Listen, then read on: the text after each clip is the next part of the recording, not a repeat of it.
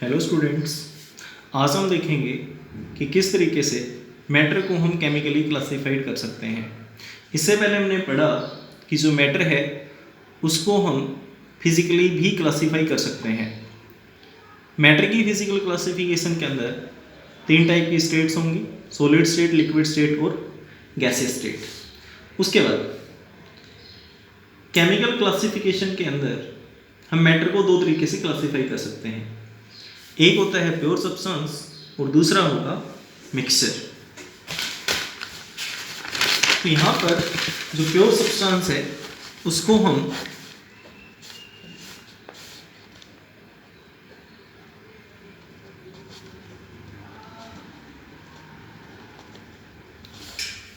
दो पार्ट्स के अंदर क्लासिफाई कर सकते हैं। एक होता है एलिमेंट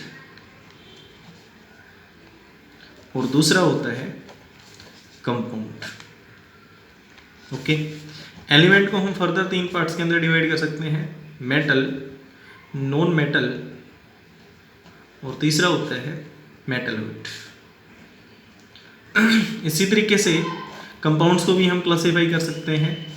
एक होता है ऑर्गेनिक कंपाउंड और दूसरा होगा इनऑर्गेनिक कंपाउंड। ये तो थी हमारे पास फर्स्ट क्लासिफिकेशन मैटर की। उसके बाद में होता है मिक्सचर। तो कहने का मतलब ये है कि हम किसी भी मैटर को केमिकली 2 पार्ट्स के अंदर क्लासिफाई कर सकते हैं: प्योर सब्सटेंस और मिक्सचर। अब यहाँ पर जिस तरीके से हमने प्योर सब्सटेंस को क्लासिफाई किया, सेम उसी तरीके से हम मिक्सचर को भी क्लासिफाई कर सकते हैं। एक होता है होमोजीनियस मिक्सचर और दूसरा होगा हमारे पास हेट्रोजीनियस मिक्सचर। ठीक है, तो पहले हम मैटर को केमिकली मिक्सचर में क्लासिफाई करते हैं और समझने की कोशिश करेंगे कि मिक्सचर क्या है। देखिए, 2 या फिर 2 से ज़्यादा प्योर सब्सटेंसेस को मिलाने के बाद में या फिर मैटर की प्योर फॉर्म को मिलाने के बाद में जो हमारे पास कंपोजिशन फॉर्म होता है उस कंपोजिशन को बोलते हैं हम मिक्सचर।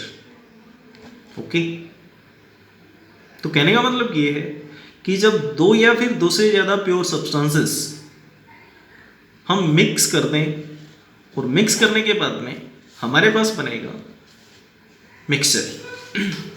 फॉर एग्जाम्पल, ये हमारे पास पानी है, तो एक तो प्योर सब्सटेंस हमारे पास ये हो गया। हम आगे डिटेल में समझेंगे कि प्योर सब्सटेंस है क्या। ओके, एक कंपोनेंट। अब इसके अंदर हम पुट कर देते हैं शुगर, चीनी। ओके, तो यहाँ पर शुगर के कुछ पार्टिकल्स या फिर क्रिस्टल्स हम यहाँ पर पुट करते हैं। अब पुट करने के बाद में ये यहाँ पर मिक्सर फॉर्म हो जाएगा। 2 या फिर 2 से ज़्यादा यहाँ पर कंपोनेंट्स हैं, 2 कंपोनेंट्स हैं फिलहाल, तो यहाँ पर ये मिक्सर बन गया। अब यहाँ पर दूसरा वेसल है हमारे पास, इसके अंदर भी वाटर है और इसके अंदर हमने पुट कर दी सैंड, रेत, मिट्टी। ठीक है, तो ये भी मिक्सर है, ये भी मिक्सर है, बट इन दोनों मिक्सर्स में डिफरेंस है। अब मैंने बताया कि जो मिक्सर है उसको हम 2 पार्ट्स के अंदर क्लासिफाई कर सकते हैं। एक होता है होमोजीनियस मिक्सर और दूसरा होता है हेट्रोजीनियस मिक्सर। अब यहाँ पर ये वाला जो मिक्सर है वो है आपका homogeneous mixer and this is the heterogeneous mixer. ठीक है, अब यहाँ पर हम समझने की कोशिश करेंगे कि होमोजीनियस मिक्सर और हेट्रोजीनियस मिक्सर के अंदर क्या डिफरेंस होता है। जनरली होमो का मतलब होता है सेम और हेट्रो का मतलब होता है डिफरेंट। अगर हम इनकी डेफिनेशन देखें होमोजीनियस और हेट्रोजीनियस की, तो होमोजीनियस मिक्सर वो मिक्सर होता है जिसके अंदर 2 या फिर 2 से ज़्यादा कंपोनेंट्स हों और उन कंपोनेंट्स का डिस्ट्रीब्यूशन पूरे मिक्सर के अंदर यूनिफॉर्म हो, सेम हो, और इसके साथ साथ उनके अंदर किसी टाइप की बाउंड्री ऑफ सेपरेशन ना रहे, उस मिक्सर को बोलते हैं हम होमोजीनियस मिक्सर। अब इसको समझने की कोशिश करेंगे। जैसे ये शुगर है, आप यहाँ पर इस वाटर के अंदर पुट कर रहे हो, और जैसे ही इस शुगर को आप डालोगे तो नीचे इस वेसल के बॉटम पे जाके इकट्ठी हो जाएगी, ठीक है। अब आप इस मिक्सर को एक स्टीरर की हेल्प से हिलाने की कोशिश करो। मतलब जैसे ही आप इस पूरे मिक्सर को हिलाओगे तो एक टाइम के बाद में आप देखोगे कि आपको कहीं पे भी शुगर के जो क्रिस्टल्स हैं वो नज़र नहीं आएंगे, ठीक है। शुगर है, इसको आपने हिलाया, सेक किया, सेक करने के बाद में शुगर के जितने भी क्रिस्टल्स थे वो सारे के सारे यूनिफॉर्मली बराबर इस वाटर के अंदर मिक्स हो गए, डिस्ट्रीब्यूट हो गए। तो क्या आप यहाँ पे बता सकते हो कि कहाँ पर वाटर के मॉलिक्यूल्स हैं और कहाँ पर शुगर के मॉलिक्यूल्स हैं? नहीं बता सकते। इसके साथ साथ बाउंड्री ऑफ सेपरेशन, मतलब आप देखकर ये भी नहीं बता सकते कि शुगर का एक पार्टिकल यहाँ पर है और यहाँ पर ये H2O का पार्टिकल है। ऐसे सॉल्यूशन को बोलते हैं हम homogeneous mixer. After that we have heterogeneous mixer. अब इसके अंदर आपने सैंड पुट की, रेत, ठीक है।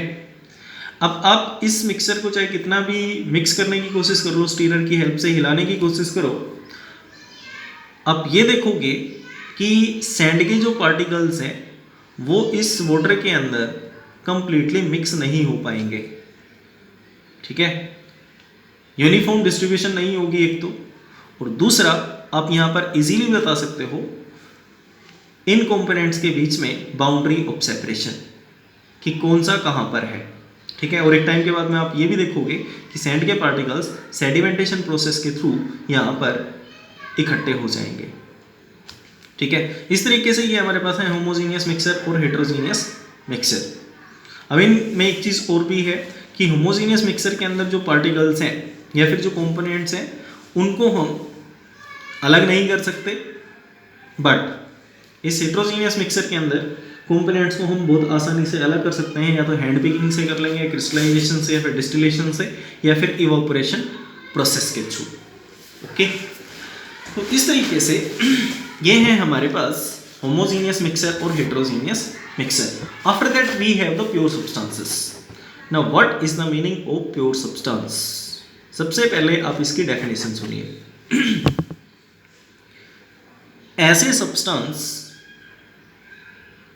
जो या तो सिर्फ एक टाइप के एटम्स की हेल्प से बने हो, या फिर वो दो या फिर दो से ज़्यादा अलग अलग टाइप के एटम्स की हेल्प से बने हुए हों, बट उनके अंदर वो जो एटम्स हैं वो हमेशा एक डेफिनेट प्रोपोर्शन के अंदर प्रेजेंट होने चाहिए। Thank you for watching the video.